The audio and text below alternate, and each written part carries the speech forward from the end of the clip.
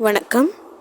4ஆம் வகுப்பு 3ஆம் பருவத்தில் அறிவியல் பாடப்பகுதியில் எருமை மாட்டினங்கள் அவை காணப்படும் மாநிலங்களை பற்றி இந்த பதிவில் பார்க்கலாம்.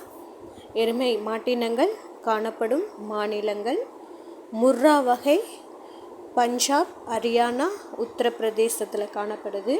பாதாவரி உத்தரப்பிரதேசம், மத்திய பிரதேசத்தில் காணப்படுது.